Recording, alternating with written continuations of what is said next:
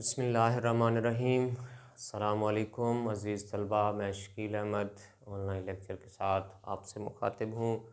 उम्मीद करता हूँ आप सब खैरियत से होंगे, तालीमी सिलसिले से जुड़े होंगे। अज़ीज़ तलबा, आज हम साल दवम के जो है वो दूसरी नज़्म नात जो कि हफ़ीज़ ताइब की लिखी हुई है, शायर हफ़ीज़ ताइब हैं उसके, वो पढ़ने जा रहे हैं। हफ़ीज़ ताइब का तारुफ़ देखें, 1931 में पैदा हुए ज़िला गुजरांवाला में। एफ़ए ज़मींदार कॉलेज से पास किया और 1949 में वापडा से मुंसलिक हो गए। वापडा में मुलाज़मत इख्तियार की और फिर साथ ही पंजाब यूनिवर्सिटी से बीए और एमए का इम्तिहान दिया, पास किया एमए पंजाबी। और पीएचडी के लिए यूसुफ़ ज़ुलेखा दे किस्से, इस उन्वान से इन्होंने मकाला तहरीर किया। 1979 में वापडा से रिटायरमेंट ली और पंजाब यूनिवर्सिटी में शुबा पंजाबी में बतौर उस्ताद काम करने लगे। 1991 में दरस व तदरीस को भी खैरबाद कहा और 2004 में आपका लाहौर में इंतकाल हुआ। आपकी पहचान नातिया कलाम है। 1978 में 1978 में आपका नातिया मजमूआ सल्लू अलैहि व आलिही छप के सामने आया और जिसे आदम जी अवार्ड दिया गया। ये था इनका मुख्तसरन तारुफ हफ़ीज़ ताइब का। नात आज हम पहले दो शेर इसके करेंगे। मतला है खुश खिसाल। खिसाल नीचे अल्फाज मानी मैंने दिए हैं, खसलत से है, आदत से, आदात, खसलतें। खुश ख़याल, फ़िक्र, सोच, अच्छी फ़िक्र वाले, अच्छी सोच वाले। खुश ख़बर, अच्छा सुनने वाले, अच्छी जो है वो बात पहुंचाने वाले।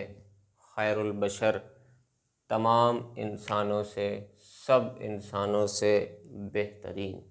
अब ज़रा देखें, पहले हम इसका वो करते जाएंगे मुश्किल अल्फाज के मानी। खुश नज़ाद, शरीफ और अच्छे नसब वाले। खुश नहाद, अच्छी आदात वाले, अच्छी आदतों वाले, अच्छे नसब वाले। खुश नज़र, अच्छा देखने वाले। कौन? खैरुल बशर, मोहम्मद सल्लल्लाहु अलैहि वसल्लम की ज़ात मुराद। खैरुल बशर, सब इंसानों से बेहतरीन, तमाम इंसानों से आला और अफजल। अब देखें ज़रा, अच्छी आदात वाले, अच्छी खसलतों वाले, अच्छा सोचने वाले, अच्छी बात पहुंचाने वाले नबी करीम सल्लल्लाहु अलैहि वसल्लम की ज़ात, जो तमाम इंसानों से अच्छे, तमाम इंसानों से बेहतरीन। खुश नज़ाद, अच्छे ख़ानदान वाले, अच्छे हसब नसब वाले। खुश नहाद, अच्छी आदतों वाले और अच्छी नज़र वाले नबी करीम सल्लल्लाहु अलैहि वसल्लम की ज़ात।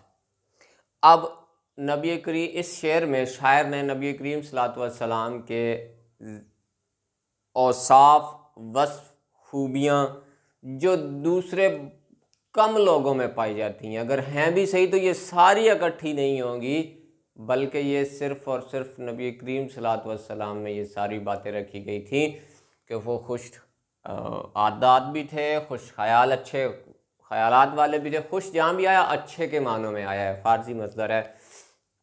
और खुशतर बहुत अच्छा, खाके तैबा ज़ुआलम खुश तरस्त, जो तैबा की मिट्टी है वो दोनों जहानों से आला व अफजल है, सिर्फ़ इस वजह से कि खुन के शहर आंजा के दिल बरस्त, के इस शहर में ठंडे आँखों को ठंडक बख्शने वाले शहर और ठंडे शहर, इसमें मेरा दिल भर रहता रहा है। मुराद मोहम्मद सल्लल्लाहु अलैहि वसल्लम की ज़ात रहती रही है।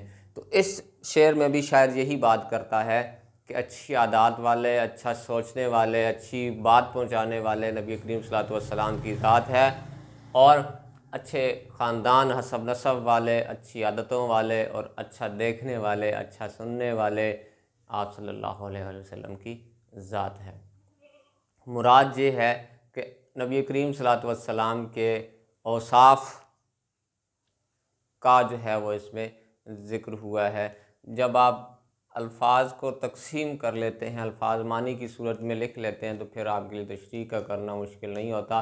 इसके पीछे अब आपको वाक़यात बहुत मिल जाएंगे, अच्छी आदत, अच्छा सोचने वाले किस तरह हैं, अच्छा देखने वाले किस तरह हैं, अच्छे ख़ानदान वाले किस तरह हैं, वो सब आपके सामने बात आ जाएगी।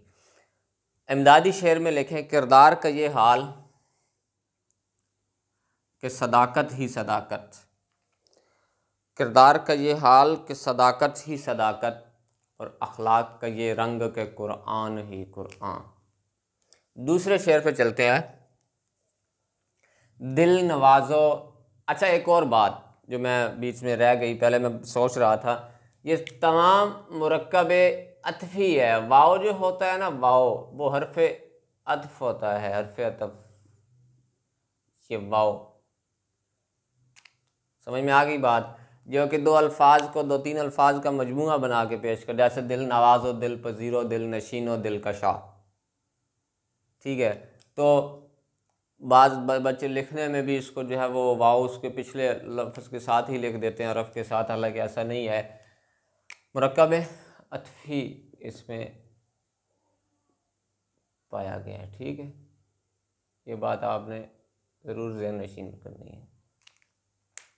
दिल नवाज, दिल को नवाजने वाला, दिल को अच्छा लगने वाला, भाने वाला। दिल पजीर, दिल को पसंद आ जाने वाला, मरगूब आ जाने वाला। दिल पजीर। दिल नशीन, दिल पर असर करने वाला। वैसे नशीदन मसदर से है और नून दाल हटा देने से नशीन मुराद नशिस्त से है, बैठ जाने वाला, दिल में घर कर जाने वाला, दिल में बैठ जाने वाला। दिल कुशा, दिल को खुश करने वाला, दिल को अपनी तरफ माइल कर लेने वाला, खींच लेने वाला। चारा साज, मुआलिज, मसीहा, चाराकार, तदबीर करने वाला, आपके लिए अच्छा बेहतर सोचने वाला। चारागर, मुआलिज, भलाई करने वाला। कौन? खैरुल बशर। अब ये भी आपकी सारी खूबियाँ हैं। कौन कौन सी?